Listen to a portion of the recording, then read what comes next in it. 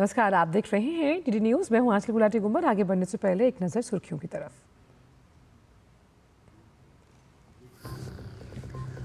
जम्मू कश्मीर में आज सोनमर्ग का दौरा करेंगे प्रधानमंत्री नरेंद्र मोदी। 2700 करोड़ रुपए की लागत से बनी 12 किलोमीटर लंबी सोनमर्ग सुरंग का करेंगे उद्घाटन।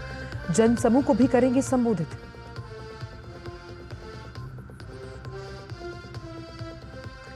संगम नगरी में महाकुंभ के साथ उभरी वास्तविक भारत की तस्वीर। अभी तक 60 लाख से अधिक श्रद्धालुओं ने लगाई डुबकी।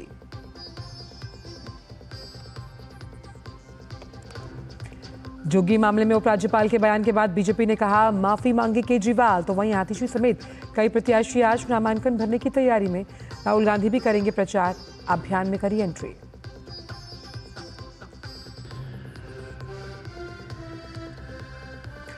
विदेश मंत्री के रूप में पहली बार डॉक्टर जयशंकर की आज से 2 दिवसीय स्पेन यात्रा। स्पेन के नेतृत्व और अपने समकक्ष से करेंगे द्विपक्षीय संबंधों पर बातचीत।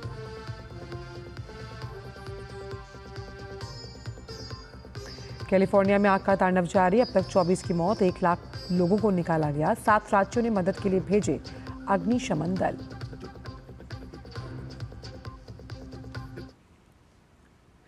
और आइए जानते हैं सभी खबरों को विस्तार के साथ। प्रधानमंत्री नरेंद्र मोदी आज जम्मू कश्मीर के सोनमर्ग टनल का उद्घाटन करेंगे और इस मौके पर प्रधानमंत्री एक जनसभा को भी संबोधित करेंगे।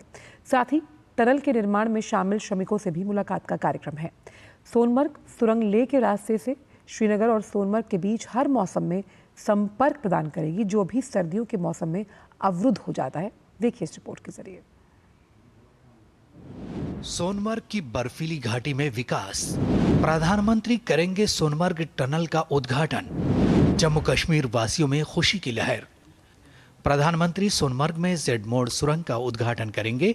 इस अवसर पर वो उपस्थित जनसमूह को संबोधित भी करेंगे। लगभग 12 किलोमीटर लंबी सोनमर्ग सुरंग परियोजना का निर्माण 2700 करोड़ रुपए से अधिक की लागत से किया गया है। इसमें सोनमर्ग मुख्य सुरंग, एक निकास सुरंग और पहुंच मार्ग शामिल हैं। समुद्र तल से 8650 फीट की ऊंचाई पर स्थित ये भूस्खलन और हिमस्खलन मार्गों को दरकिनार करते हुए लेह जाने के रास्ते में श्रीनगर और सोनमर्ग के बीच प्रत्येक मौसम में संपर्क बढ़ाएगी और रणनीतिक रूप से महत्वपूर्ण लद्दाख क्षेत्र में सुरक्षित और निर्बाध पहुंच सुनिश्चित करेगी। ये सोनमर्ग को साल भर घूमने लायक जगह में बदलकर पर्यटन, साहसिक खेल और स्थानीय आजीविका को भी बढ़ावा देगी। अब ये टनल खुलने के बाद ये समस्या नहीं रहेगी और 365 दिन आपके पास ये सड़क उपलब्ध होगी कि सोनमर्ग से लेके कश्मीर गंदरबल तक अगर पब्लिक जाना चाहे, लोग जाना चाहें, तो उनके लिए रास्ता खुला रहेगा। सारे ही जम्मू एंड कश्मीर में ऐसे कई प्रोजेक्ट्स में काम चल रहा है। प्रधानमंत्री टनल के निर्माण में शामिल श्रमिकों से भी मुलाकात करेंगे। ठिठुरती ठंड में प्रधानमंत्री के कश्मीर दौरे और सोनमर्ग टनल के उद्घाटन को लेकर स्थानीय लोगों में जबरदस्त उत्साह है। नवंबर में यहाँ पे बंद होता था, सीजन ऑफ होता था। उसके बाद जाके हमें यहाँ पे मार्च अप्रैल में वापस आना पड़ता था, यानी कि 6 महीने यहाँ पे बंद रहता था। उसकी वजह से यहाँ के जो बिजनेस ओनर्स है उनको बहुत ज्यादा नुकसान उठाना पड़ता था। हम मोदी जी का भी धन्यवाद करते हैं, जैसे कि इन लोगों ने यहाँ पे कश्मीर में भी वैसे बहुत डेवलपमेंट हो रही है और अभी यहाँ पे हमारे सोनमर्ग में भी बहुत ज्यादा डेवलपमेंट हो रही है। जो सोनमर्ग ने ये विंटर में बंद रहते थे, अब जब टनल खुल जाए कल से बहुत भीड़ रहेंगे यहाँ। सोनमर्ग टनल एक बड़े प्रोजेक्ट का हिस्सा है जिसमें सोजिला टनल भी शामिल है। सोजिला टनल 2028 तक पूरी होने की उम्मीद है। दोनों टनल चालू होने के बाद श्रीनगर घाटी और लद्दाख के बीच NH1 पर निर्बाध कनेक्टिविटी सुनिश्चित होगी। बढ़ी हुई कनेक्टिविटी से रक्षा रसद बढ़ेगी। जम्मू और कश्मीर और लद्दाख में आर्थिक विकास और सामाजिक सांस्कृतिक एकीकरण को बढ़ावा मिलेगा। इसकी शुरुआत के बाद यहाँ एक तो टूरिज्म का सेक्टर बनेगा और दूसरी तरफ जम्मू और कश्मीर में ऐसे कई सारे प्रोजेक्ट्स पे फिलहाल काम चल रहा है। कैमरा पर्सन ललित के साथ निशांत राय, डीडी न्यूज, गांधरबल। और अब बात दिल्ली चुनाव की। दिल्ली की मुख्यमंत्री आतिशी मार्लेना आज कालकाजी विधानसभा सीट से अपना नामांकन दाखिल करेंगी। नामांकन से पहले आतिशी कालकाजी विधानसभा में एक रैली भी निकालेंगे जिसमें आप नेता मनीष सिसोदिया भी मौजूद रहेंगे। वहीं नामांकन से पहले आतिशी का मंदिर में दर्शन और फिर गुरुद्वारे में अरदास का भी कार्यक्रम है, जिसके बाद नामांकन के लिए वो डीएम कार्यालय पहुंचेंगी। आतिशी के खिलाफ कालकाजी से कांग्रेस के अलका लांबा और बीजेपी के रमेश बिधूड़ी ताल ठोक रहे हैं। दिल्ली पर अब झुग्गी को लेकर सियासत गर्मा गई। आम आदमी पार्टी के संयोजक अरविंद केजरीवाल ने दिल्ली की शकूर बस्ती को लेकर दिल्ली एलजी पर कुछ आरोप लगाए तो उपराज्यपाल का भी जवाब आ गया। एलजी वीके सक्सेना ने केजरीवाल को चेतावनी दी कि अगर वो झूठ बोलना बंद नहीं करेंगे तो डीडीए उनके खिलाफ कार्रवाई करेगा। केजरीवाल का कहना है कि एलजी ने इस जमीन का लैंड यूज बदल दिया, जबकि उपराज्यपाल का कहना है कि डीडीए ने ना तो इस बस्ती का लैंड यूज बदला है, ना ही डीडीए ने कोई बेदखली या फिर तोड़फोड़ का नोटिस दिया। केजरीवाल जानबूझकर झूठ बोल रहे हैं और लोगों को गुमराह भी। 27 दिसंबर को डीडीए की बैठक में केजरीवाल के 2 विधायक मौजूद थे। मेरी उनको सलाह है कि वो तत्काल प्रभाव से इस विषय पर झूठ बोलना बंद करें, वरना डीडीए उनके खिलाफ कार्रवाई करेगा। अरविंद केजरीवाल शकूर बस्ती की झुग्गियों के नजदीक गए। वहां उन्होंने शकूर बस्ती की झुग्गियों के विषय में जो बयान दिया वो सरासर झूठ है।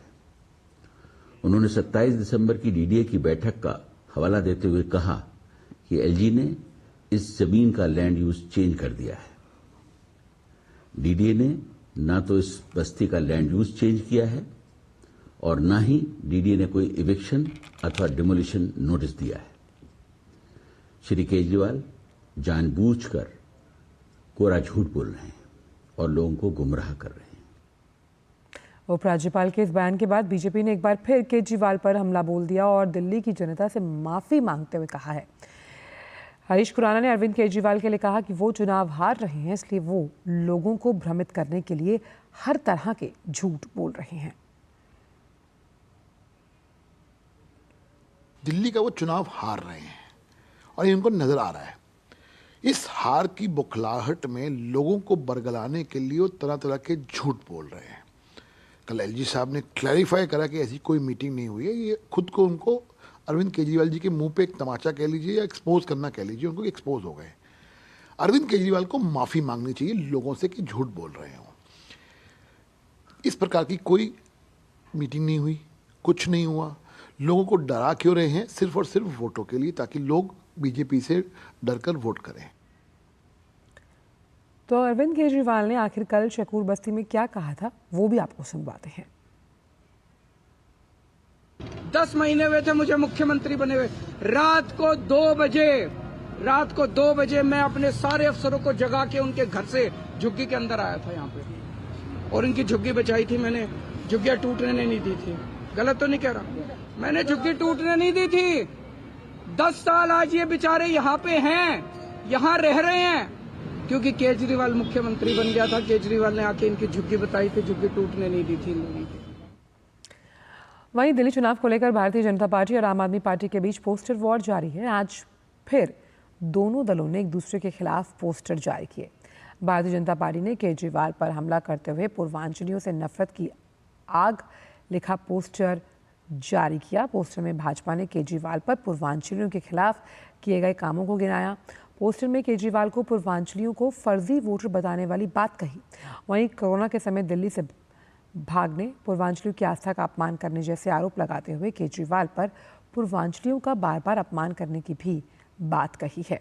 वहीं भारतीय जनता पार्टी ने एक दूसरे पोस्टर के जरिए अरविंद केजरीवाल को 2026 करोड़ रुपए के शराब घोटाले का सरगना बताया और लिखा कि केजरीवाल का 5 फरवरी को दिल्ली की जनता हिसाब करेगी। पिछले कई दिनों से दोनों दलों के बीच पोस्टर वॉर जारी है।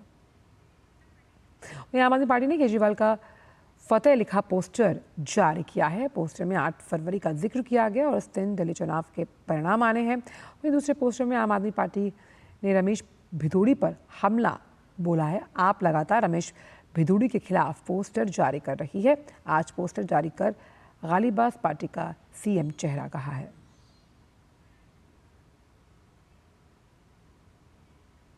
वहीं दिल्ली में विधानसभा चुनाव के दंगल में आज से कांग्रेस नेता राहुल गांधी की एंट्री होनी है। राहुल गांधी आज शाम को दिल्ली के सीलमपुर में एक जनसभा करने वाले हैं। राहुल की रैली कांग्रेस की पहली बड़ी रैली होगी।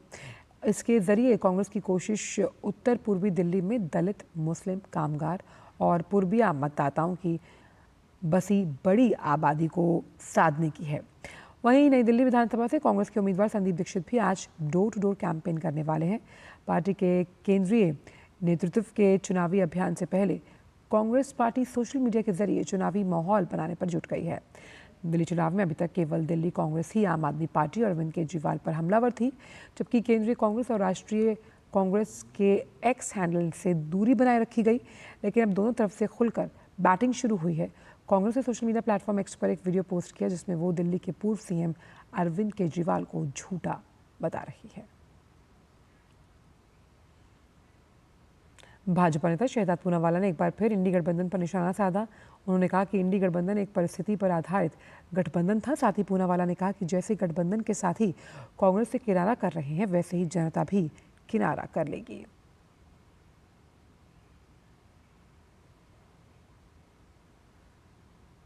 बीजेपी ने दिल्ली विधानसभा चुनाव के लिए प्रत्याशियों की तीसरी सूची जारी की, जिसमें मोहन सिंह बिष्ट का ही नाम है। उन्हें मुस्तफाबाद से टिकट दिया गया। बीजेपी के 5 बार के विधायक मोहन सिंह बिष्ट करावल नगर से मौजूदा विधायक हैं, लेकिन इस बार पार्टी ने करावल नगर से कपिल मिश्रा को मैदान में उतारा। इसी वजह से बिष्ट की सीट इस बार मुस्तफाबाद हुई है। अब तक बीजेपी ने अपने 59 उम्मीदवारों के नाम घोषित किए।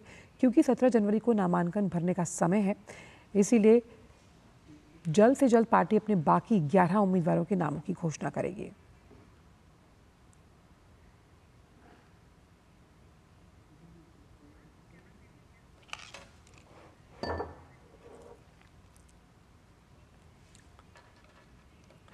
और दिल्ली विधानसभा चुनाव 2025 पर बात करने के लिए हमारे साथ धीरज कुमार, हमारे संवाददाता, जुड़ गए हैं। धीरज, जो तीसरी लिस्ट आज आने की उम्मीद जताई जा रही है, कौन कौन से वो नाम हैं जिन पर दांव खेल सकती है भाजपा इस बार के दिल्ली विधानसभा चुनावों के लिए? देखिए, काफ़ी महत्वपूर्ण है ये चौथी list. 3 list Bharatiya Janata party की आ चुकी है और 3 लिस्ट में हमने देखा कि जो पूर्व के सांसद हैं, साहेब सिंह वर्मा के पुत्र प्रवेश वर्मा और दूसरी तरफ रमेश बिधूरी को मैदान में उतारा है। और एक जो राज्यसभा सांसद हैं, राज्यसभा सांसद को करोल बाग से उतारकर दुष्यंत गौतम को उतारकर बीजेपी ने दिल्ली के मुकाबले को जो एक तरीके से कह सकते हैं कि जोरदार बना दिया है। अब नोटिफिकेशन की जो आखिरी तारीख है वो 17 जनवरी है। जाहिर सी बात है, आज 13 जनवरी है, मात्र 4 दिन बचे हैं। ज़रूर ये संभावना जताई जा रही है कि आज देर शाम तक बीजेपी की चौथी लिस्ट आ सकती है। और चौथी लिस्ट में जो कई ऐसे नाम हैं जिनके बारे में कहा जा रहा है कि उस पर विचार या कहा जा रहा है कि उस पर बीजेपी मंथन कर रही है। ऐसे नामों में जो पूर्व सांसद हैं डॉक्टर हर्षवर्धन, उनके नामों की भी चर्चा हो रही है। और ऐसा कहा जा रहा है कि हर्षवर्धन को भारतीय जनता पार्टी चुनाव में उतार सकती है। और जो सीट है दिल्ली के कैंट से भी जो 2 उम्मीदवार के बारे में 2 उम्मीदवार के नाम की चर्चा हो रही है, जिसमें कि जो पूर्व मंत्री मीनाक्षी लेखी हैं उनका भी नाम लिया जा रहा है कि हो सकता है कि जो मीनाक्षी लेखी को मैदान में उतारा जाए। इसके अलावा मनीष सिंह हैं जो कि पूर्वांचल मोर्चा के अध्यक्ष रहे, पूर्वांचल मोर्चा के अध्यक्ष के नाम पे भी चर्चा चल रही है। ये जो 3-4 नाम हैं ये कद्दावर नाम है। इसके अलावा जो नुपुर शर्मा की भी काफ़ी चर्चा है कि भारतीय जनता पार्टी नुपुर शर्मा को भी चुनावी रन में उतार सकती है। तो ये 3-4 जो हैं ये काफ़ी कह सकते हैं कि महत्वपूर्ण चेहरे हैं जिनके ऊपर की विचार चल रहा है, जिनके बारे में कहा जा रहा है कि आज देर शाम या कल सुबह तक जो लिस्ट चौथी लिस्ट आएगी, इन चौथी लिस्ट में इन सारे प्रत्याशियों का नाम आ सकता है। जी, और अहम बात आज यहाँ पर यह है कि कांग्रेस के प्रचार अभियान को धार देने के लिए आज राहुल गांधी भी अहम चुनावी रैली करने वाले हैं। उसके बारे में क्या जानकारी है?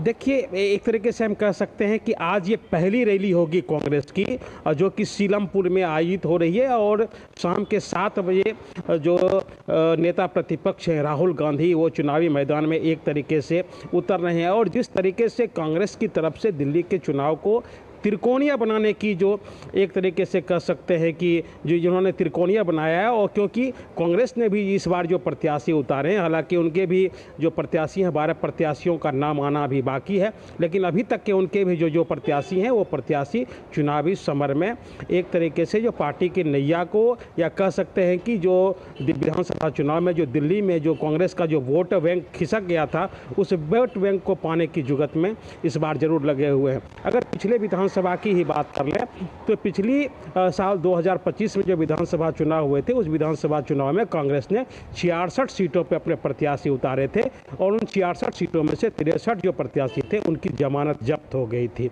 तो कांग्रेस इस बार ये जरूर चाहेगी कि इस बार उनके वोट बैंक में इजाफा हो। 2020 के चुनाव में कांग्रेस को 4.26% वोट मिले थे और इस बार ये कांग्रेस की ये जरूर कोशिश होगी कि वो अपने वोट बैंक को कम से कम 8 से 10% तक बढ़ाकर ले जाए, ताकि दिल्ली में जो त्रिकोणीय मुकाबला हो। और उसी कड़ी में एक तरीके से हम कह सकते हैं जैसे कि नई दिल्ली की विधानसभा सीट है, वहाँ से जो संदीप दीक्षित जो अरविंद केजरीवाल के खिलाफ चुनावी मैदान में है, और जिस तरीके से हम देख रहे हैं कि संदीप दीक्षित एड़ी चोटी का पसीना बहा रहे हैं नई दिल्ली विधानसभा सीट में। हालांकि वो उनकी विरासत वाली सीट है, वो स्वर्गीय शीला दीक्षित की सीट है, तो हम कह सकते हैं कि वहाँ भी मुकाबला जोरदार है। इसके अलावा एक सीट बादली की सीट है, जहाँ की कांग्रेस के जो प्रदेश अध्यक्ष खुद देवेंद्र यादव हैं, उनके लिए भी ये जो चुनाव है काफ़ी चुनौती भरा चुनाव है, क्योंकि एक वो प्रदेश अध्यक्ष भी हैं और दो बार लगातार वो चुनाव हार चुके हैं। तो उनकी प्रतिष्ठा से हुई जो भी सीट है।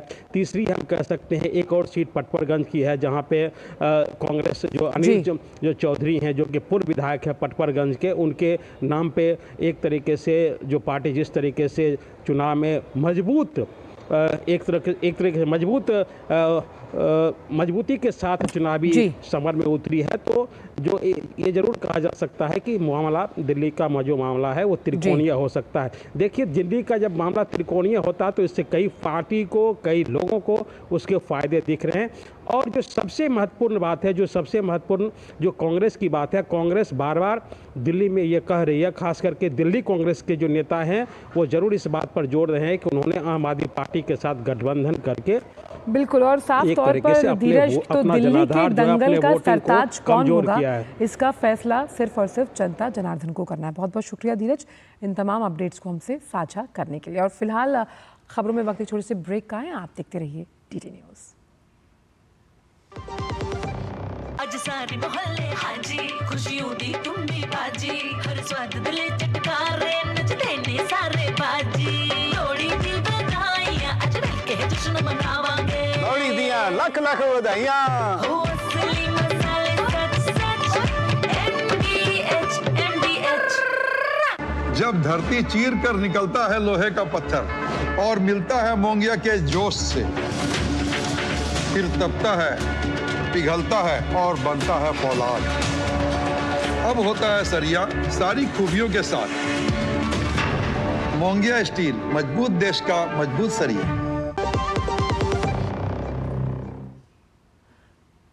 ब्रेक के बाद सभी का स्वागत। और अब बात करते हैं महाकुंभ से जुड़ी हुई।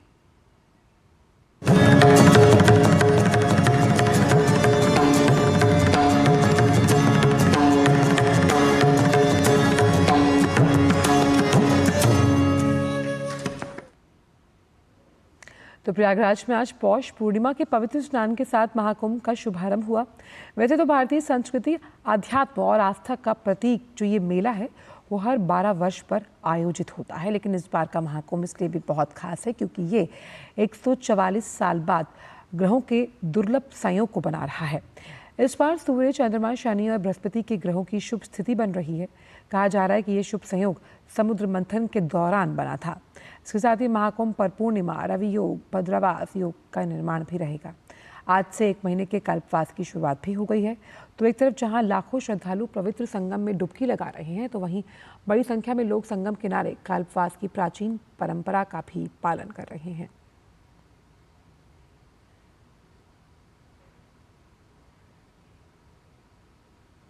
और महाकुंभ में मेला क्षेत्र में उमड़ रही भीड़ के बीच श्रद्धालुओं की सुरक्षा सुनिश्चित करने के लिए RAF, पुलिस और CRPF की टीमें मौके पर मौजूद हैं।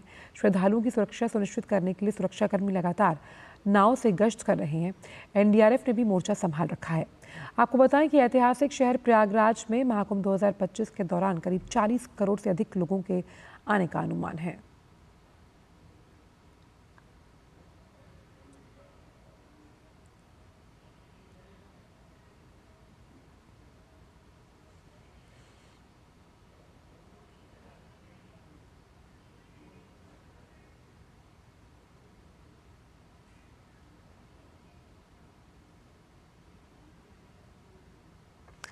मुख्यमंत्री योगी आदित्यनाथ के निर्देश पर महाकुंभ में आने वाले श्रद्धालुओं की सुरक्षा के पुख्ता इंतजाम किए गए।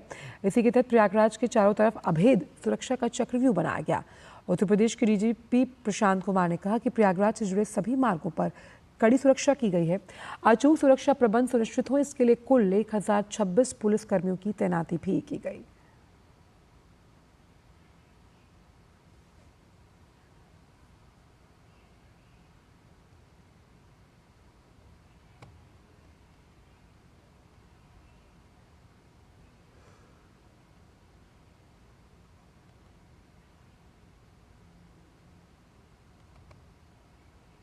जनपद प्रयागराज को जोड़ने वाले सभी 7 सड़क मार्गों तथा उन मार्गों पर पड़ने वाले 8 जनपदों में आने जाने वाले वाहनों एवं व्यक्तियों की चेकिंग एवं फ्रिस्किंग किए जाने हेतु कुल 102 मोर्चे बनाए गए हैं। मार्गों पर अचूक सुरक्षा व्यवस्था सुनिश्चित कराए जाने हेतु कुल 1026 पुलिसकर्मी, जिनमें 71 निरीक्षक, 234 उप निरीक्षक, 645 आरक्षी एवं मुख्य आरक्षी तथा 76 महिला आरक्षी शामिल हैं एवं 113 होमगार्ड एवं बीआरडी के जवान तथा 11 कंपनी केंद्रीय रिजर्व पुलिस एवं 15 कंपनी पीएससी को नियुक्त किया गया है। जल मार्ग की निगरानी हेतु 1 कंपनी 2 प्लाटून पीएससी भी लगाई गई है। और महाकुंभ में दुनिया के कोने कोने से लोग पहुंच रहे हैं। रूस से आई एक श्रद्धालु ने भारत आने पर खुशी जताई और कहा कि असली शक्ति भारत के लोगों में ही निहित है। Hello, Christina is here. आप कैसे हो? मेरा भारत महान. So I came from Russia, but I was flying from Vienna, from Austria, from Europe. I'm working and living in Europe, and India is just great. I mean, we came to Kumbh Mela first time in life, and this is a big Kumbh Mela, so we're very excited. It's like, you know, you see the real India, and the true power of India is their people. And look around, it's thousands of people, and the vibe I cannot even transfer. I'm shaking because of the vibe of people, of holy place, of all the people who deep into holy Mama Ganga river. Thank you so much. I love India. Mera Bharat Mahan. वहीं महाकुंभ 2025 में Brazil से आए एक श्रद्धालु ने कहा कि वो मोक्ष की तलाश में महाकुंभ आए और यहाँ आकर उन्हें बहुत अच्छा लग रहा है।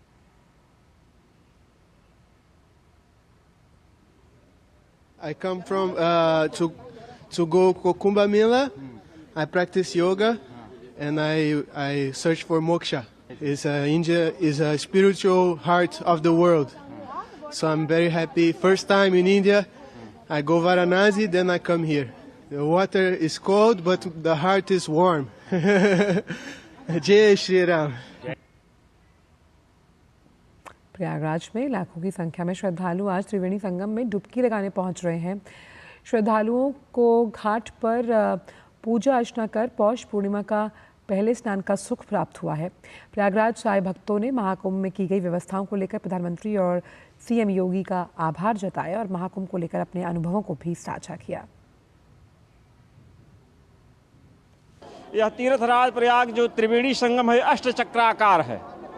जैसे अष्टदल पर ब्रह्मा जी की उत्पत्ति हुई, ऐसे यहाँ अष्टचक्राकार पूरे ब्रह्मांड में यह जो स्थान है, यह पूरे ब्रह्मांड में कहीं नहीं है। इसलिए यह तीर्थों का राजा माना जाता है। ऐसी व्यवस्था ही कहीं नहीं है। इतना जगह जितना है यहाँ पे, उतना जगह भी कहीं नहीं है। ऑल ओवर वर्ल्ड से लोग आए हैं और बहुत सारा रस है यहाँ पे। तो ये सोशल मीडिया का धन्यवाद है कि लोगों को जागरूक भी किया लोगों को। सुबह का जो मेरा स्नान है बहुत अच्छा लगा। यहाँ के मतलब इतनी तृप्ति हुई, लग रहा है कि कुछ है, सनातन में बहुत कुछ है जो हमें इससे जोड़ रहा है। साकोली से महाराष्ट्र, यार बहुत अच्छा लग रहा भैया। यानी जो योगी जी और मोदी जी ने जो किया है उसकी बराबरी कोई नहीं कर सकते, कोई नहीं कर सकते। बहुत अच्छा लगा उनको, बहुत अच्छे। हमारी भी उम्र लग जाए योगी और मोदी जी को। सनातन और ऐसा ही बचा रहे और युगों युगों तक अपना हिंदू धर्म का नाम रहे। और प्रयागराज से ही जुड़ रहे हैं हमारे संवाददाता रामेंद्र सिंह। रामेंद्र, जिन भक्तों, जिन श्रद्धालुओं, जिन दर्शनार्थियों को हम आज इस मंच के माध्यम से सुन रहे हैं, वो लगातार एक ही बात कह रहे हैं कि जो सुखद अनुभूति आज उन्हें स्नान कर प्राप्त हुई है, उसके लिए वो सरकार को तो धन्यवाद दे ही रहे हैं, लेकिन किस तरह से सनातन धर्म को पाकर वो अभिभूत हैं। शायद कहीं ना कहीं कुछ बिछड़ रहे थे, लेकिन आज ये मौका, ये अवसर जो अलौकिक उन्हें प्राप्त हुआ है, इस सुखद एहसास की अनुभूति कर वो अपने आप को अनुग्रहित महसूस कर रहे हैं। देखिए आंचल, महाकुंभ जोड़ने की प्रक्रिया का नाम ही महाकुंभ है। पूरब से पश्चिम, उत्तर से दक्षिण, पूरा देश यहाँ महाकुंभ के प्रयागराज की धरती पर दिख रहा है। कई लोगों ने कहा कि मोक्ष के लिए हम यहाँ आए। महाराजा भगीरथ ने जब गंगा की आराधना की थी, अवतरित करने के शिव जी से नमन निवेदन किया था, तब उनके पुरखों को मोक्ष ही गंगा देने यहाँ आई थी। तब से लगातार लोगों को मोक्ष प्रदान कर रही हैं। पौराणिक नगरी है ये प्रयागराज कुंभ, जहाँ पर है वहाँ भगवान राम ने तपस्या की है, ऋषियों की तपस्थली रही है। यहाँ केवटराज प्रयाग को मित्र के रूप में भगवान ने स्वीकार किया है। तो यहाँ सारी धाराएं आज से नहीं, पहले से जुड़ रही हैं, क्योंकि महाकुंभ है। एक ऐसी स्थितियां हैं कि जहां पूरी दुनिया इसकी ओर जुड़ी चली आ रही। यहाँ देश, धर्म, सारी बाधाएं टूट गई। किस देश से आ रहा, किस धर्म से आ रहा, किस जात से, किस क्षेत्र से, सारी चीजें टूटी हुई हैं। यहाँ जब आता है तो मोक्ष, और ये कुछ तो है ऐसा इस सनातन धर्म में कि लोग जुड़े चले आ रहे हैं। ऑस्ट्रेलिया से, अमेरिका से, दुनिया से कुछ यूथ लोग आए हमारे साथ। कहाँ से आए हो आप? मैं विकास सिंह कानपुर से हूँ। मैं यहाँ पर कुंभ नगरी प्रयागराज में पधारा हूँ। यहाँ पर अर्थव्यवस्था अगर सरकार द्वारा देखी जाए, विभिन्न जाति धर्म के लोग विभिन्न राज्यों से आए हैं। यहाँ पर किस तरह व्यवस्थित है, किस तरह सरकार द्वारा सहयोग सभी को प्रदान किया जा रहा है। किसी को रहने, खाने और सोने की व्यवस्था यहाँ पर की जा रही है। यहाँ सभी मोक्ष के प्राप्त के लिए प्रयागराज नगरी में आकर पधारे हैं। और देखिए यहाँ आनंद है, उत्साह है, उमंग है। बहुत सारे लोग देश दुनिया से आ रहे हैं। आप यहाँ देखिएगा ना, यहाँ कोई धाराएं टूट नहीं रही हैं। रास्तों में पैर में चप्पल है, कुछ के चप्पल नहीं है, लेकिन कुंभ नगरी के लिए चले आ रहे हैं। यही आस्था है, यही विश्वास है, यही सनातन संस्कृति की जीत है, और यही भारतीय एकता है कि सनातन, जहां धर्म एक होता है वहां पूरा राष्ट्र एक होता है। आचल बिल्कुल रामेंद्र, और सबसे अहम हमने देखा कि इस बार का जो कुंभ है, सोशल मीडिया की अगर बात की जाए तो लगातार ट्रेंड हो रहा है हैशटैग के नाम से, और सोशल मीडिया ने इस डिजिटल कुंभ को जन जन तक पहुंचाने के लिए बड़ी जिम्मेदारी निभाई है। कितना अहम आप मानते हैं, क्योंकि आप सालों से इस नगरी में रहे हैं और कई कुंभ देखे होंगे, उस लिहाज से कितना अलग आपको लगता है, खास तौर पर जैसा जन सैलाब हम उमड़ते हुए देख रहे हैं महाकुंभ 2025 में? कि कई ऐसे लोग हमको मिले, आंचल, कई ऐसे लोग हमको मिले जिन्होंने सोशल मीडिया पर रील देखते हुए कुंभ देखा कि कुंभ कैसा है, और कुंभ की धरा के लिए चले यार। अपने मित्रों से बात की, कहा कुंभ चलना है, महाकुंभ में स्नान करना है, प्रयाग तक चलना है, ट्रेन पकड़े, बस पकड़े और यहाँ तक चले आए। ऐसे लोग हमको मिले कि जिन्होंने कहा कि सोशल मीडिया पर हमने देखा कि महाकुंभ का महत्व क्या है। तो बहुत सा सोशल मीडिया ने बड़ा रोल प्ले किया है। इसीलिए मैं बार बार कह रहा हूँ कि जो आंकड़े सरकार ने तय किए हैं, ये आंकड़े टूट जाएंगे। आज 1 करोड़ से ज्यादा लोग स्नान करेंगे, और 45 से 50 करोड़ जो संख्या सरकार ने आंकड़े तय किए हैं, ये संख्या उससे ज्यादा जाएगी। अभी केवल मीडिया चैनल और अखबार पर नहीं है, सोशल मीडिया ने बहुत बड़ा रोल प्ले किया है, और बहुत सारे जगहों से लोग आ रहे हैं। कहाँ से आए हैं आप? नमस्कार जी, मैं मनु शर्मा हिमाचल प्रदेश से आया हूँ। मैंने भी अपना न्यूज चैनल और सारे सोशल मीडिया के माध्यम से देखा है कि काफ़ी व्यवस्था यहाँ पे हो रही है। तो हमारे साथ भी हम एक पूरी बस लेके आए हुए हैं, जिसमें कि हमने यहाँ का जो प्लानिंग देखा है, बिल्कुल बहुत अच्छा प्लानिंग हुआ है। खाने का, रहने का, पीने का, और सारे सेक्टर वाइज जो इन्होंने डिवाइड किया हुआ है, तो सारा तरीका मतलब बहुत अच्छे तरीके से हो रहा है यहाँ पे। और मैं बड़ा खुश हूँ, और हमारी जितनी भी टीम आ रखी है यहाँ पे 30 लोगों की, तो हम सारे बहुत ही प्रसन्न हैं। और मैं धन्यवाद करना चाहता हूँ मोदी जी और योगी जी का, जिन्होंने इतना सुनियोजित तरीके से यहाँ पे सारा आयोजित किया है। धन्यवाद जी। आप समझ रहे हैं कि सरकार को यूं ही कोई धन्यवाद नहीं करता है, सरकार के लिए क्रिटिक का इस्तेमाल होता है, लेकिन यहाँ धन्यवाद करके जा रहे हैं। कुछ बात तो है कि हस्ती मिटती नहीं हमारी। बिल्कुल, और साफ तौर पर जो सुनियोजित व्यवस्था है, उसी की बानगी हम लगातार इस मंच पर दिखा रहे हैं। और ख़ास तौर पर क्योंकि यहाँ पर हर आयु वर्ग के व्यक्ति को हम देख पा रहे हैं। उस लिहाज से, क्योंकि आप खुद वहां पर मौजूद हैं रामेंद्र, व्यवस्थाओं की जो सच्चाई है वो साफ तौर पर यथार्थ के धरातल से टकराकर वापस अटूट हमारे सामने है। इसीलिए लोग लगातार कृतज्ञ तौर पर सरकार को और व्यवस्थाओं को धन्यवाद देते हुए।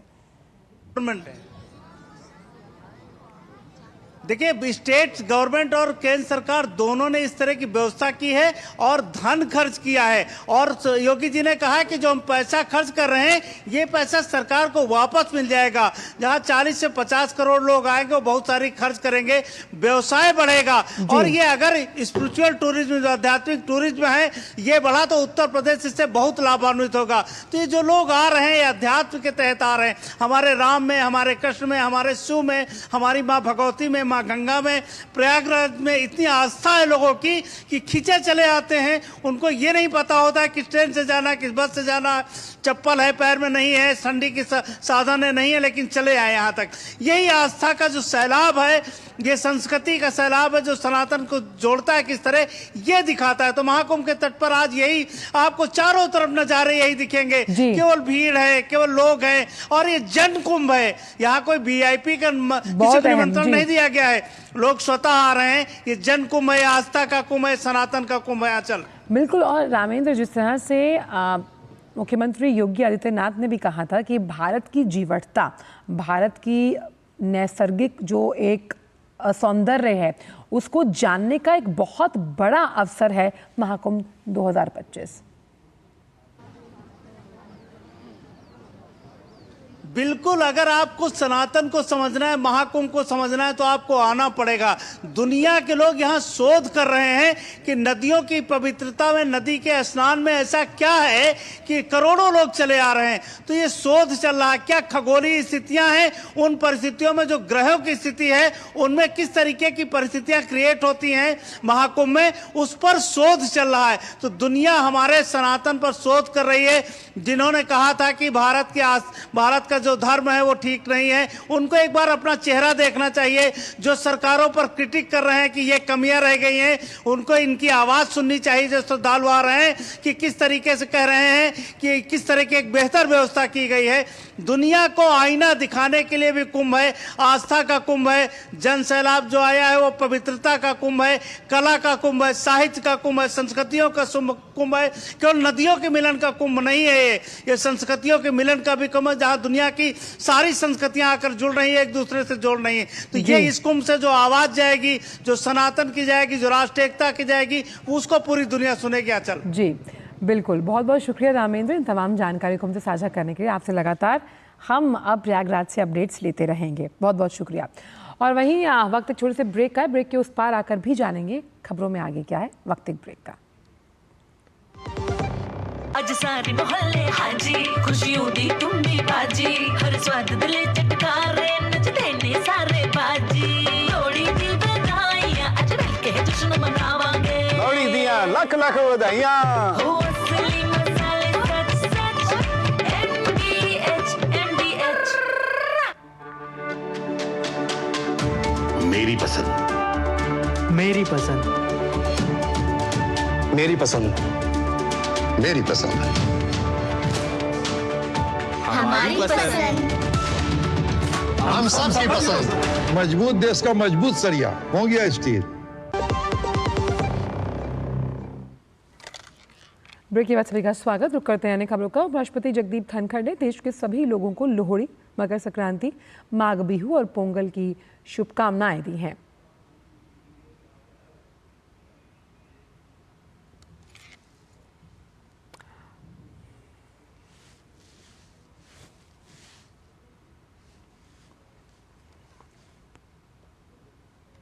और ट्वीट कर उन्होंने कहा कि ये त्यौहार है जो हमारे देश के विविध परिदृश्यों में अनूठे ढंग से मनाए जाते हैं, फसल के मौसम का सम्मान करते हैं और लोहड़ी और माघ बिहू की पवित्र लपटें सभी प्रतिकूलताओं को दूर करती है।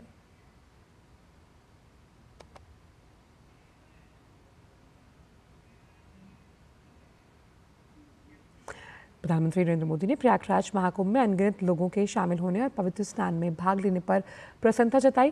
सोशल मीडिया प्लेटफॉर्म एक्स पर पोस्ट करते हुए प्रधानमंत्री ने कहा कि पौष पूर्णिमा पर पवित्र स्नान के साथ ही आज से प्रयागराज की पुण्य भूमि पर महाकुंभ का शुभारंभ हो गया। प्रधानमंत्री ने आस्था और संस्कृति से जुड़े इस दिव्य अवसर पर सभी श्रद्धालुओं का हृदय से वंदन और अभिनंदन किया। सभी तीर्थयात्रियों और पर्यटकों को शुभकामनाएं देते हुए उन्होंने कहा कि भारतीय आध्यात्मिक परंपरा का विराट उत्सव सभी के जीवन में नई ऊर्जा और उत्साह का संचार करे। प्रयागराज में आयोजित कुंभ मेला हर मामले में अनोखा और अद्भुत है। 13 जनवरी से 26 फरवरी तक पूरे 45 दिनों तक चलने वाला आस्था का ये महाकुंभ मानवता की अमूल्य धरोहर है, जो तीर्थयात्रियों, कल्पवासियों और स्नानार्थियों का अनूठा संगम है। 144 वर्षों के बाद प्रयागराज में आयोजित महाकुंभ हर मामले में अनूठा और निराला है। देखिए इस रिपोर्ट के जरिए।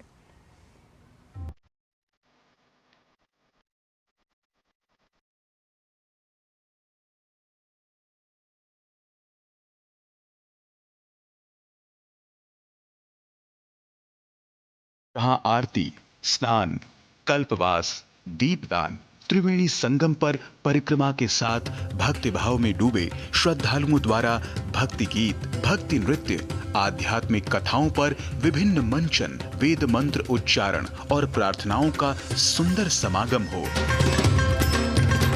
जहां एक नदी, एक तट और सैकड़ों घाट पर मोक्ष और मुक्ति की चाह में करोड़ों सनातनी त्रिवेणी की संगम में आस्था की डुबकी लगाते हैं, जो सिर्फ श्रद्धालु और संतों के लिए ही नहीं बल्कि देवताओं के लिए भी पवित्र है। वह है महाकुंभ, जो न केवल सनातन की महानता को दर्शाता है बल्कि उसे दिव्यता और भव्यता भी प्रदान करता है। वैसे तो कुंभ में हर दिन स्नान का पुण्य मिलता है, लेकिन अमृत स्नान का महत्व सबसे ज्यादा है। प्रयागराज महाकुंभ में कुल 6 प्रमुख स्नान हैं। इनमें से 3 अमृत स्नान है और 3 प्रमुख स्नान हैं। प्रयागराज महाकुंभ में स्नान की जो मुख्य तिथियां हैं वे हैं: 13 जनवरी 2025 को पौष पूर्णिमा के दिन पहला प्रमुख स्नान है। पौष पूर्णिमा कल्पवास की शुरुआत का प्रतीक भी है।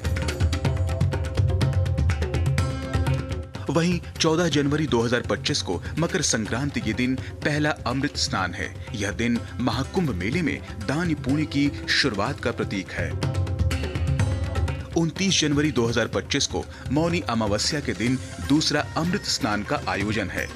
मौनी अमावस्या के दिन का विशेष महत्व है, क्योंकि यह माना जाता है कि इस दिन स्नान करने से सारे पाप धुल जाते हैं। इसके बाद महाकुंभ में तीसरा अमृत स्नान बसंत पंचमी के दिन है। अमृत स्नान के अलावा 12 फरवरी 2025 को माघी पूर्णिमा के दिन भी स्नान के लिए काफी शुभ दिन है। यह दिन साधु सन्यासियों की 1 महीने की तपस्या अवधि की समाप्ति का प्रतीक है। महाकुंभ का आखिरी महत्वपूर्ण स्नान 26 फरवरी 2025 को महाशिवरात्रि के दिन है। महाकुंभ का अंतिम दिन महाशिवरात्रि होता है, जो भगवान शिव के विवाह का प्रतीक है और आध्यात्मिक विकास के लिए एक महत्वपूर्ण दिन है।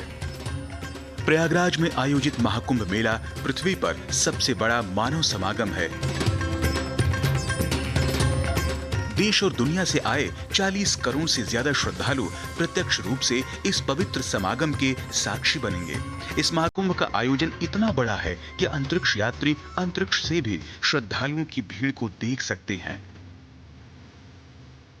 दरअसल महाकुंभ आध्यात्म से कहीं बढ़कर संस्कृतियों, परंपराओं और भाषाओं का जीवंत मिश्रण है, जहां लघु भारत परिलक्षित होता है। कुंभ की विशालता और भव्यता को देखकर ही 2017 में यूनेस्को ने कुंभ मेले को मानवता की अमूर्त सांस्कृतिक सूची में स्थान दिया। Bureau report, DD news. और महाकुंभ में बड़ी संख्या में युवा भी हिस्सा बनने जा रहे हैं। अग्नि पुराण महाभारत में कहा गया है कि तीर्थराज प्रयाग में 60 करोड़ 10,000 तीर्थों का सर्वदा वास होता है। इस कुंभ मेले में संत, भक्त, योगी, भोगी, देवी देवता समेत कई दृश्य अदृश्य शक्तियां तीर्थराज के दर्शन के लिए आती हैं। लेकिन इस वृहद आयोजन की चकाचौंध के बीच कुंभ पर्व के मूल तत्व को नहीं भूलना चाहिए। तीर्थराज प्रयाग संगम में कुंभ पर्व के सेवन का क्या है सही तरीका, देखिए हमारे संवाददाता अजय मिश्र की ये रिपोर्ट। प्रयागराज का महाकुंभ पूरी दुनिया में सनातन मूल्यों को प्रदर्शित करने वाला सबसे बड़ा आयोजन है। हर 12 वर्षों में एक बार लगने वाले इस बार के पूर्ण महाकुंभ में माना जा रहा है कि 45 से 50 करोड़ लोग इन 45 दिनों के भीतर कुंभ महानगर का दर्शन करेंगे। यानी इटली, फ्रांस और यूनाइटेड किंगडम की पूरी जनसंख्या को मिला लें तो उससे भी ज्यादा लोग प्रयागराज की धरती पर दिव्य, भव्य और डिजिटल महाकुंभ का हिस्सा बनेंगे। लेकिन तीर्थराज प्रयाग की इस पावन धरा पर आने के साथ ही हम सभी को तीर्थ सेवन के कुछ सामान्य नियमों का पालन जरूर करना चाहिए। संगम की पावन धरा न केवल गंगा, यमुना, सरस्वती का पवित्र संगम है, बल्कि ज्ञान, भक्ति और वैराग्य का भी संगम है। और इस पावन धरा पर जो अमृत कण गिरे, उन अमृत कणों को समेटने के लिए, उन अमृत कणों के तत्व को समाहित करने के लिए एक बार फिर से हम सभी को अपने अंदर के समुद्र का मंथन करना होगा। जब तक कोई भी संभाषण, कोई भी प्रवचन, कोई भी संवाद ज्ञान के अभाव में होगा, चाहे वैराग्य के अभाव में होगा, वो तर्कपूर्ण नहीं होगा, तथ्यपूर्ण नहीं होगा, वो तत्वपूर्ण भी नहीं होगा। तो परमात्मा है क्या? तत्वमय है। शिवपुराण सहित कई सनातन ग्रंथों में बार बार ये सलाह दी गई है कि अन्य क्षेत्रे कृतं पापम तीर्थ क्षेत्रे विनश्यति, तीर्थ क्षेत्रे कृतं पापम वज्रलेपो भविष्यति। यानी अन्य क्षेत्र में किया गया पाप तीर्थ क्षेत्र या फिर धर्म क्षेत्र में नष्ट हो जाता है, लेकिन तीर्थ क्षेत्र में किया गया पाप वज्रलेप के समान कभी नष्ट नहीं होता। इसलिए बार बार संत जन सलाह देते हैं कि तीर्थ क्षेत्रों के सेवन में बहुत ही सावधानी रखनी चाहिए। और अगर आपको तीर्थराज प्रयाग में कुंभ के तत्वों को आत्मसात करना है तो सत्संग की गंगा में गोता लगाना ही होगा। जिस प्रकार से जब हम गंगा के किनारे बैठ करके गंगा को सिर्फ आवाहित करें तो हम तब तक नहीं भीगने वाले हैं।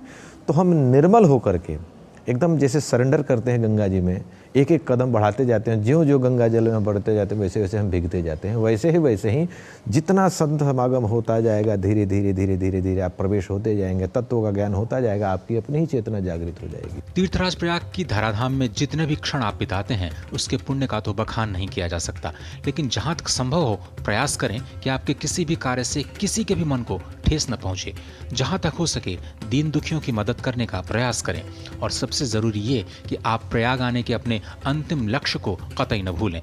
स्वयं हरिहर ने यहाँ पर यज्ञ, तप और दक्षिणा की प्रतिष्ठा देखकर इसका नाम प्रयाग रखा है और हम सभी को इसी यज्ञ, तप और दान की महिमा को अक्षुण्ण बनाए रखना है। आप सभी लोग महाकुंभ की यात्रा पर जा ही रहे होंगे, तो अपने तन, मन और धन को शुद्ध करने के लिए हम सभी लोग जाते हैं। हम सभी जानते हैं कि अपने तन को शुद्ध करने के लिए हम माँ त्रिवेणी में स्नान करते हैं, धन की शुद्धि के लिए हम दान करते हैं, दान की बहुत बड़ी महत्ता है। लेकिन अगर मन को शुद्ध करना है तो इस तरह के सत्संग भी आपको करना अत्यंत आवश्यक है। कैमरामैन शिव सुमन के साथ अजय मिश्र, डीडी न्यूज। और जब बात महाकुंभ की हो तो दूरदर्शन ने भी आपके लिए विशेष तैयारी की है। दूरदर्शन की ओर से कैलाश खेर की आवाज़ में विशेष प्रस्तुति। इस गीत में आस्था, परंपरा और उत्सव के संगम को खूबसूरती से पिरोया गया है, जो महाकुंभ को परिभाषित करता है। आप भी श्रवण कीजिए।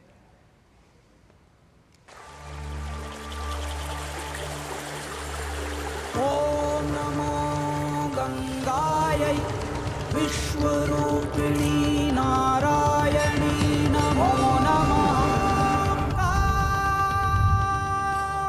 महाकुंभ है, महाकुंभ है, महाकुंभ है, महाकुंभ है, महाकुंभ है, महाकुंभ है, महाकुंभ है, महाकुंभ है, महाकुंभ है, महाकुंभ है, महाकुंभ है। कण कण शिव शिव शंभु शंभु है, महाकुंभ है, महाकुंभ है, महाकुंभ है, महाकुंभ है। राम त्रिवेणी शंभु शंभु है, महाकुंभ है, महाकुंभ है, महाकुंभ है, महाकुंभ है, महाकुंभ है, महाकुंभ है, महाकुंभ है, महाकुंभ है, महाकुंभ है, महाकुंभ है, महाकुंभ है। कण कण शिव शिव शंभु शंभु है, महाकुंभ है। राम त्रिवेणी शंभु शंभु है, महाकुंभ है।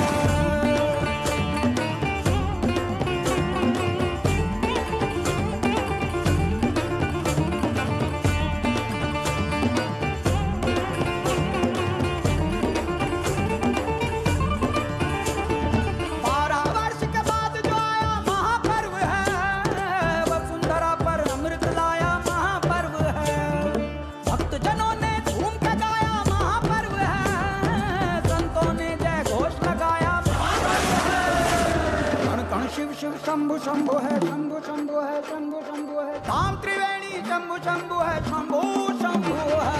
महाकुंभ है, महाकुंभ है, महाकुंभ है, महाकुंभ है, महाकुंभ है, महाकुंभ है, महाकुंभ है।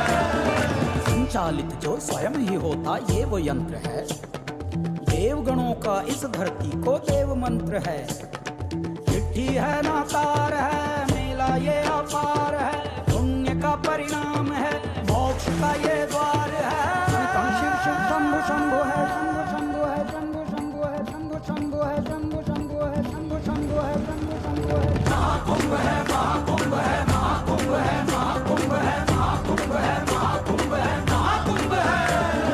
संत अखाड़े साधु जोगी और तपस्वी एक साथ सब लगा रहे संगम में डुबकी। बाबा जोगी बांट रहे जन मन को शुद्धि, एक जगह आ बैठी है भक्ति और शक्ति। कण कण शिव शिव शंभु शंभु है, शंभु शंभु है, शंभु शंभु है। धाम त्रिवेणी शंभु शंभु है, शंभु शंभु है। महाकुंभ है, महाकुंभ है, महाकुंभ है, महाकुंभ है, महाकुंभ है, महाकुंभ है, महाकुंभ है। नागेंद्र हाराय त्रिलोचनाय भस्मांगरागाय महेश्वराय नित्याय शुद्धाय दिगंबराय।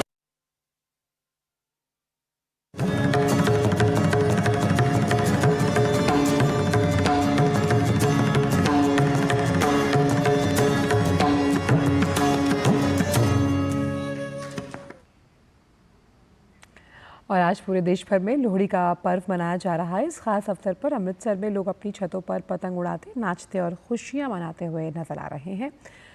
लोहड़ी का बहुत सांस्कृतिक महत्व भी है क्योंकि ये एकजुटता का प्रतीक है। लोहड़ी का पर्व कड़ाके की सर्दियों के अंत का भी प्रतीक है और आने वाले लंबे दिनों का स्वागत। ये त्यौहार किसानों के लिए बहुत महत्वपूर्ण होता है। लोहड़ी रबी की फसलों, खासतौर पर गन्ना, गेहूँ और सरसों की कटाई का भी प्रतीक है।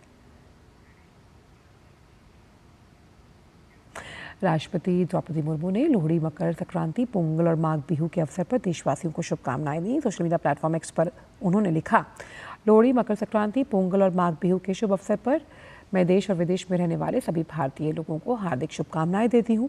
ये पर्व हमारी समृद्ध सांस्कृतिक विरासत और विविधता में एकता का प्रतीक है। भारत के विभिन्न क्षेत्रों में मनाए जाने वाले ये त्यौहार प्रकृति के प्रति सम्मान को व्यक्त करते हैं। कृषि से जुड़े ये पर्व हमारे अन्नदाता किसानों के अथक परिश्रम के लिए उनका आभार व्यक्त करने का भी अवसर है। मेरी कामना है कि ये पावन पर्व हर व्यक्ति के जीवन में खुशहाली और समृद्धि का संचार करे। भारत ने साल 2024 में रिन्यूएबल एनर्जी के क्षेत्र में एक नया मील का पत्थर हासिल किया। इस वर्ष देश ने लगभग 30 गीगावाट की रिन्यूएबल एनर्जी जोड़ी है। ये आंकड़ा साल 2023 में दर्ज 13.75 गीगावाट से दोगुने से भी ज़्यादा है। न्यू एंड रिन्यूएबल एनर्जी मंत्रालय द्वारा ये जानकारी साझा की गई। 2024 में हुए विस्तार के साथ भारत की कुल रिन्यूएबल एनर्जी क्षमता 218 गीगावाट की है। भारत ने 2030 तक 500 गीगावाट की रिन्यूएबल एनर्जी क्षमता विकसित करने का लक्ष्य रखा। 31 मार्च 2014 तक भारत में कुल 35.84 गीगावाट अक्षय ऊर्जा की क्षमता थी। साल 2014 के बाद से जब केंद्र में एनडीए सरकार ने सत्ता संभाली, तब से लगातार अक्षय ऊर्जा की क्षमता में वृद्धि दर्ज हुई है। वहीं 2023-24 में ये 18 गीगावाट थी, जो कि उच्चतम वृद्धि मानी गई है। भारत ने कैलेंडर ईयर 2024 में 4.59 गीगावाट की नई रूफटॉप सोलर कैपेसिटी इंस्टॉल की, जो 2023 की तुलना में 53% अधिक है। और विंड सेक्टर में 2024 में ये 3.4 गीगावाट थी, और जो कि 2023 की तुलना में 21% ज़्यादा है। ग्लोबल मार्केट में कमजोरी के बाद इस हफ्ते के पहले कारोबारी दिन आज सेंसेक्स की शुरुआत करीबन 700 अंकों की गिरावट के साथ हुई। फिलहाल सेंसेक्स 76,800 के स्तर पर इस वक्त कारोबार करता हुआ नजर आ रहा है। निफ्टी में भी 200 अंकों का दबाव है, ये 23,250 के लेवल्स पर है। शुरुआती कारोबार में realty, metal, FMCG, PSUs, auto sector में बिकवाली देखी गई। वहीं सेंसेक्स पैक में Zomato, Tata Steel, Power Grid, Tata Motors, Bharti Airtel और एशियन पेंट्स के साथ साथ Sun Pharma, Kotak Mahindra top losers रहे, जबकि IndusInd Bank, Axis Bank, Maruti Suzuki और टीसीएस टॉप गेनर्स में रहे। वहीं दुनिया के बाकी बाजारों सहित एशियाई बाजारों में भी गिरावट देखी जा रही है।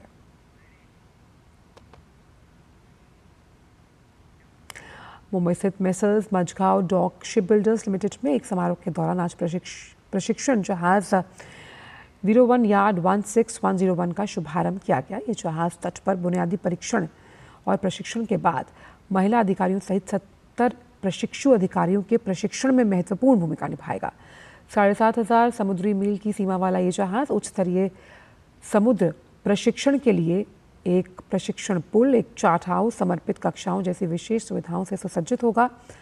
जहाज के उद्घाटन समारोह की अध्यक्षता IG HK शर्मा ने की, जिसमें निदेशक स्तर के कई अन्य वरिष्ठ अधिकारी शामिल रहे।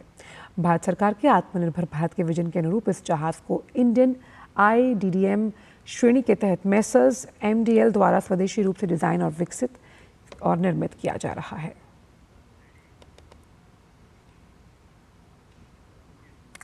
पश्चिम बंगाल में भारत बांग्लादेश सीमा पर अवैध घुसपैठ की बड़ी कोशिश नाकाम हुई। BSF ने पश्चिम बंगाल के उत्तर 24 परगना और नदिया जिले के भारत बांग्लादेश सीमा पर 24 बांग्लादेशियों समेत 2 रोहिंग्या को घुसपैठ करने से रोका। घुसपैठियों के पास से 565 बोतल फेंसिडिल, 3 किलो गांजा, कोनैन सल्फेट टैबलेट की करीबन 2,900 स्ट्रिप्स, 700 इंजेक्शन कोनैन और 1208 मीथर इंजेक्शन बरामद किए गए। इसके अलावा 8 मवेशियों को तस्करी के चंगुल से आज़ाद करवाया गया।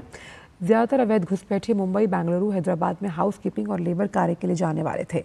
जब्त सामान में आगे की कानूनी कार्रवाई के लिए संबंधित विभागों से सौंपा गया है और छुड़ाए गए मवेशियों को टैगिंग के बाद फाउंडेशन को सौंप दिया जाएगा। भारत बांग्लादेश सीमा पर तस्करी रोकने के लिए BSF सख्त कदम उठा रही है और अवैध घुसपैठ के किसी भी प्रयास को विफल करने में पूरी तरह सतर्क। भारत के शीर्ष क्रम के बल्लेबाज श्रेयस अय्यर को मार्च में शुरू होने वाले IPL में पंजाब किंग्स टीम का कप्तान घोषित किया गया। कोलकाता नाइट राइडर्स को अपनी कप्तानी में 2024 में खिताब दिलाने वाले दाएं हाथ के इस बल्लेबाज को पंजाब किंग्स ने 26 करोड़ से ज़्यादा की भारी रकम में खरीदा था, जिसमें वो पिछले साल नवंबर में हुई IPL नीलामी के दौरान दूसरे सबसे महंगे खिलाड़ी बन गए थे। खो-खो का पहला वर्ल्ड कप आज दिल्ली के इंदिरा गांधी इंडोर स्टेडियम में शुरू होगा। भारतीय पुरुष टीम आज उद्घाटन समारोह के बाद नेपाल के खिलाफ अपने अभियान की शुरुआत करेगी, जबकि महिला टीम मंगलवार को कोरिया के खिलाफ अपना पहला मैच खेलेगी।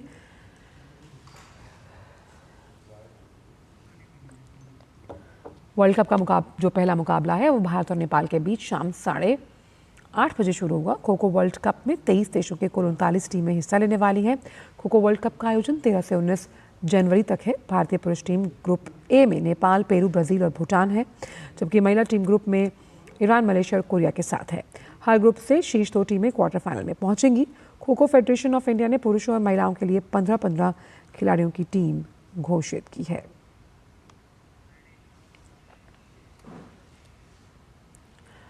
भारत के सुमित नागल मेलबर्न पार्क में पुरुष सिंगल्स स्पर्धा के पहले दौर में चेक गणराज्य के टॉमस माचुइक से लगातार सेटों में हारकर ऑस्ट्रेलिया ओपन से बाहर हुए। ATP सिंगल रैंकिंग में 91वें स्थान पर काबिज सुमित नागल दुनिया के 25वें नंबर के खिलाड़ी माचुइक से 6-3, 6-1, 7-5 से हारे। नागल सिंगल ड्रॉ में प्रतिस्पर्धा करने वाले एकमात्र भारतीय थे। मौजूदा चैंपियन आर्याना सेबेलेंका और ओलंपिक स्वर्ण पदक विजेता झेंग किनवेन ने ऑस्ट्रेलियाई ओपन टेनिस टूर्नामेंट के महिला सिंगल के दूसरे दौर में प्रवेश किया। 2 बार की चैंपियन सेबेलेंका ने अमेरिकी ओपन 2017 की विजेता स्लोवेन स्टीफन्स को 6-3, 6-2 से के साथ लगातार तीसरे खिताब के लिए अपने अभियान की शुरुआत की है। ओलंपिक चैंपियन झेंग किनवेन के सीधे सेटों में जीत दर्ज करके ऑस्ट्रेलियाई ओपन टेनिस टूर्नामेंट के दूसरे दौर में प्रवेश किया। अपने पहले मैच में 5वीं वरीयता प्राप्त झेंग ने रोमानिया की 20 वर्षीय क्वालिफायर एंका टोडोनी को 7-6, 6-1 से हराया। और ऑस्ट्रेलिया ने अगले महीने होने वाले चैंपियंस ट्रॉफी के लिए अपने 15 सदस्यीय प्रारंभिक टीम की घोषणा की। पैट कमिंस और जोश हेजलवुड को टीम में शामिल किया गया। हालांकि इन दोनों को श्रीलंका के आगामी दौरे में आराम दिया गया था। एडम जंपा ऑस्ट्रेलिया टीम में चुने गए एकमात्र frontline spinner. Allrounder Aaron Hardie, Matthew Short को भी टीम में शामिल किया गया। एलेक्स कैरी ने अपना स्थान बरकरार रखा। नियमों के अनुसार टूर्नामेंट शुरू होने तक प्रारंभिक टीम में संशोधन किया जा सकता है। फिलहाल समाचारों में इतना ही। दीजिए इजाजत। नमस्कार।